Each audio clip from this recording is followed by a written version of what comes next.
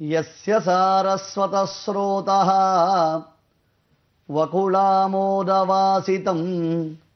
ஸ்ருதீனாம் விஸ்ரமாயாளம் ஷடாரிம் தம் உபாஸ்மஹே.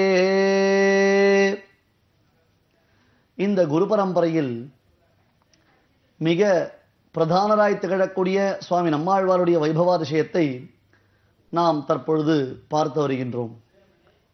காரி உடையனங்கை என்னும் அந்த தம்பதியினருக்கு, அதாவது பகவத் பக்தி பரிபூர்ணர்களான அந்த தம்பதியினருக்கு எம்பெருமானிடத்தில் மிகுந்த பிரேமை கொண்டு வாசித்தும் கேட்டும் வணங்கி வழிபட்டும் பூஷித்தும் போக்கினேன் போது என்று எப்பொழுதுமே அந்த பகவத் விஷய சிந்தனையிலேயே திளைத்திருக்கக்கூடியதான காரி உடையனங்கை தம்பதியினருக்கு திருக்குறுங்குடி நம்பியே ஒரு பிள்ளையாக அவதாரம் செய்தருளினார்.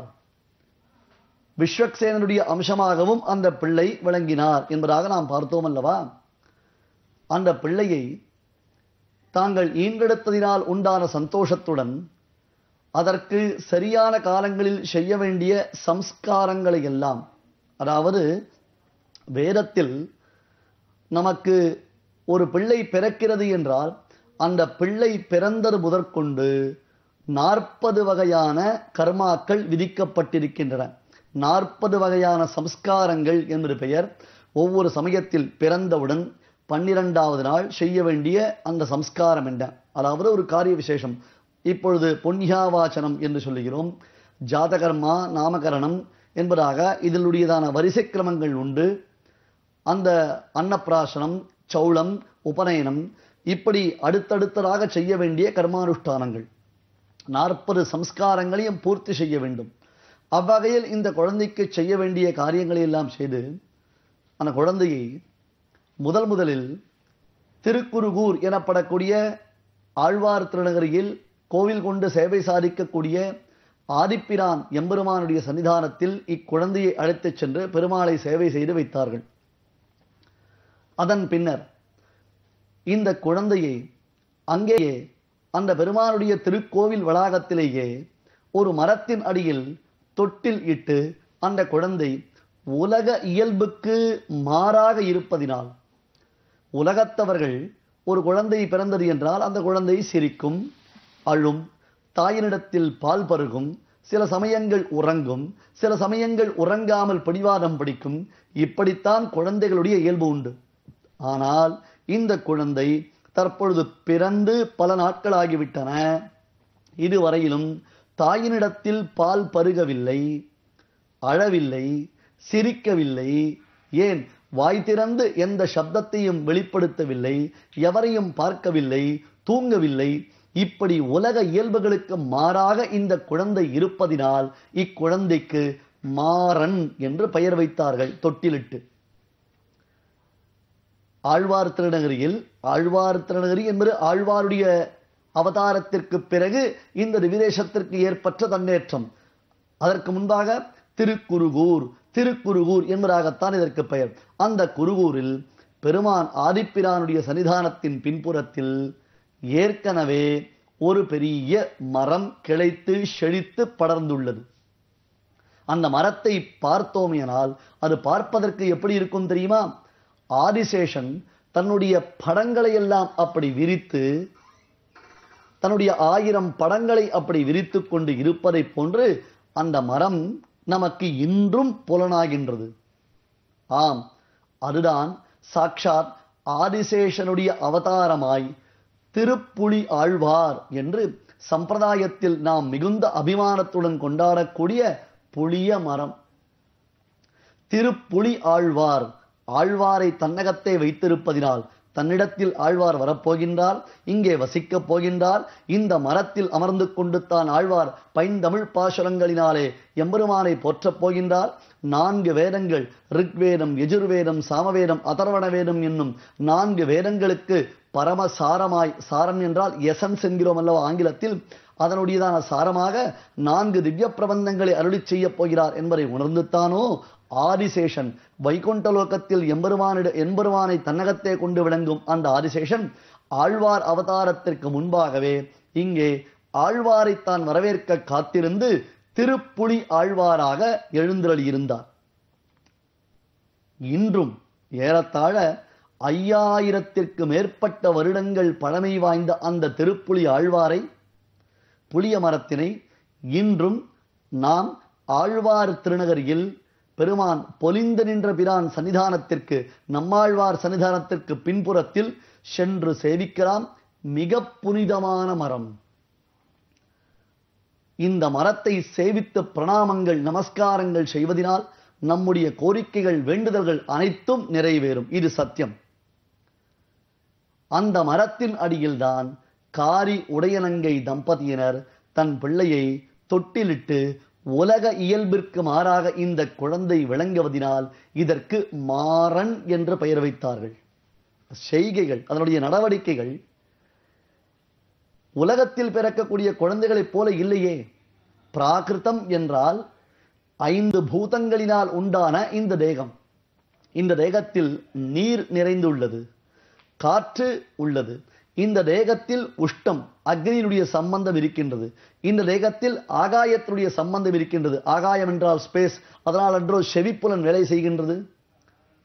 இப்படி இந்த உடலில் ஒரு விதமான வாசனை உண்டாகின்றது. ஆகையால் மண்ணின் சேர்க்கையும் உண்டாயிருக்கின்றது. 5 புலன்கள், 5 பூதங்கள் என்று சொல்லப்படக்கூடிய, பூதங்கள் என்றால் பயங்கரமான ரூபத்தை நாம் கற்பனை செய்து கொள்ளக்கூடாது. இங்கே பூதங்கள் என்றால் நீர், நிலம், நெருப்பு, காற்று, வாயு, ஆகாசம் எனப்படக்கூடியதான இந்த 5, மண், இவைகள்லாம் இந்த பூதங்களினால் ஆன ஒரு தேகத்திற்கு உறங்குதல் உண்டு, உண்ணுதல் உண்டு, பருகுதல் உண்டு, சிரித்தல் உண்டு, அழுகுதல் உண்டு, கை காலை அசைத்தல் உண்டு, எல்லாம் உண்டு. ஆனால் இக்குழந்தையினிடத்தில் எதுவுமே இல்லை. எதுவுமே இல்லை. உலகியல் நடவடிக்கைக்கு மாறாக, ஆனால் அந்த குழந்தையினுடைய திவ்ய தேஜஸை பார்த்தால் அதனிடத்தில் ஒரு தெய்வாம்சம் ஒளிந்திருப்பதை தம்பதியினர் உணர்ந்தார்கள். ஆகையால் இது பிராகிருதமான குழந்தை இல்லை, அப்ராகிருதமான குழந்தை. அப்ராகிருதம் என்றால் பஞ்சபூதங்களினால் உண்டான இந்த தேகத்தை போன்றது இல்லை. இந்த குழந்தையின் திறத்தில் ஏதோ தெய்வீகம் ஒளிந்திருக்கிறது. இதனை நம்மால் அறிய முடியவில்லை என்பதாக அத்தம்பதியினர் நினைத்தார்கள். அதற்கு ஏற்றாற் போலே அக்குழந்தை தொட்டிலில் கண் வளர்ந்த அந்த குழந்தை அங்கே புளிய மரம், சாட்சாத் ஆதிசேஷனே கிளைத்து செழித்து படர்ந்திருக்கக்கூடிய புளிய மரம், அந்த புளிய மரத்தின் ஒரு பொந்தில் ஏறி அமர்ந்து கொண்டு விட்டார். புளிய மரத்தின் பொந்தினில் ஏறி அமர்ந்து கொண்டு விட்டார். கண் திறக்கவில்லை, வாய் பேசவில்லை. ஏனென்றால் உலகத்தில் உள்ளவர்களை பார்க்கிறார். இவர்கள் எல்லோரும் உண்டியே உடையே என்று கேவலம் வயிறு வளர்ப்பதற்காகவும் தங்களை அலங்கரித்துக் கொள்வதற்காகவும் முயற்சிக்கின்றார்களை தவிர்த்து ஒருவராவது இந்த ஆத்மா இதுவரையிலும் எத்தனையோ பிறவிகள் பிறந்து பலவிதமான துயரங்களை எல்லாம் அனுபவித்து விட்டது, மறுபடியும் மறுபடியும் தேக சம்பந்தத்தினாலே இந்த ஆத்மாவிற்கு அழிவு, அதாவது அழிவு என்பதற்கு தாற்பயம் என்ன, இந்த ஆத்மா மேம்பட்டதான ஒரு நிலையை அடையாமல் மறுபடியும் மறுபடியும் கீழே போகக்கூடிய ஒரு நிலையை அடைந்திருக்கிறானே, இவை எப்பொழுது தான் திருந்துமோ? இது என்ன உலகியற்கை? இந்த உலகத்திற்கு என்ன இப்படி ஒரு ஆசை? தங்கள் தேகத்தை என்றோ ஒரு நாள் அழியக்கூடிய தேகத்தை அழியாததாக நினைத்துக் கொண்டு சுற்றி வருகிறார்களே. இந்த விஷயத்தில் ஆராய்ந்து பார்த்தால் ரிஷிகள் கூட விதிவிலக்கு இல்லை என்பதாக தீர்மானித்தவர் தான் இவர்கள் யாரிடத்திலேயும் சம்பந்தம் வைத்துக் கொள்ளக்கூடாது என்று நிச்சயித்து விட்டார். இவர்கள் எவர் திறத்திலும் தனக்கு சம்பந்தம் தேவையில்லை. எதற்காக இவர்களை பார்க்க வேண்டும்? எதற்காக இவர்களிடத்தில் பேச வேண்டும்? அத்ய பிரபுதிஹே லோகாஹாம் யூயம் யூயம் வயம் வயம் அர்த்தகாம பராயூயம் நாராயண பராவயம் நாஸ்தி சங்கதிரஸ்மாகம் யுஷ்மாகம் ச பரஸ்பரம். இது ஒரு அற்புதமான பிரமாண வாக்கியம். உலகத்தில் உள்ளவர்களை பார்த்து சொல்லக்கூடியது. பரமைகாந்திகள், பரமைகாந்திகள் என்றால் அந்த பரபிரம்மமான ஸ்ரீமன் நாராயணன், கண்ணன், கடலினை நன்னும் மனமுடையீர் என்று அந்த கிருஷ்ணனையே தியானிக்கக்கூடிய மகாத்மாக்கள் இருக்கிறார்களே, அவர்கள் உலகத்தை பார்த்து சொல்லும் வார்த்தை இது. ஏ உலகமே, உலகத்தில் உள்ளவர்களே என்பது பொருள்.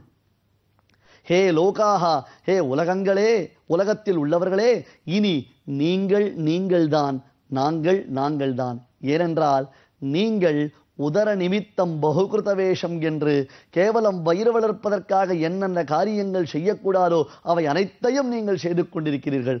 அர்த்தகாம பராயுயம். அர்த்தகாமம் என்றால் காசு பணத்திற்கு ஆசை கொண்டு, அப்படி காசு பணத்திற்கு ஆசை கொண்டு நீங்கள் செய்கிறீர்கள். நாராயண பராவயம். நாங்களோ எப்பொழுதும் வாயினால் பாடி மனத்தினால் சிந்தித்து என்று நாராயணா நாராயணா நாராயணா நாராயணா நாராயணா என்று அந்த நாராயணனுடைய திருநாமத்தையே சொல்லிக் கொண்டிருக்கிறோம். உண்ணும் சோறு, பருகு நீர், தின்னும் வெற்றிலை எல்லாம் கண்ணன். தாரக போஷக போக்கியம் என்பது பெயர். இதற்கு உயிர் வாழ்வதற்கு ஆகாரம் முக்கியம். அந்த ஆகாரத்தை நாம் நன்கு புஜிப்பதற்கு தண்ணீர் அடுத்தது மிக முக்கியம் அல்லவா? உயிர் வாழ்வதற்கு உணவு முக்கியம், தண்ணீர் முக்கியம். அடுத்தது நன்கு பிரசாரங்களை சாப்பிட்டாகிவிட்டது. அறுசுவை உண்டி. அந்த அறுசுவை உண்டியை நாம் உண்ட பின்பு அதற்காக தண்ணீர் பருகிறோம். மறுபடியும் உண்ட அந்த ஆகாரம் உணவு நமக்கு செரிமானம் ஆவதற்காக போக்கியம். போக்கியம் என்றால் மேற்கொண்டு வெற்றிலை பாக்கு. அந்த வெற்றிலை பாக்குடன் சேரக்கூடிய சில அற்புதமான வஸ்துக்களை சேர்த்து கொண்டு நாம் அதை சாப்பிடுகிறோம் அல்லவா?